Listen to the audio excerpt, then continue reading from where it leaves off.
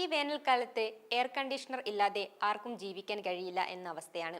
ഇന്നത്തെ കാലത്ത് ഒട്ടുമിക്ക ഓഫീസുകളിലും വീടുകളിലും AC ഉണ്ട്. എന്നാൽ AC യോടുള്ള സ്നേഹം രോഗത്തിന് കാരണമാകുമെന്നുള്ള കാര്യം നിങ്ങൾക്കറിയാമോ?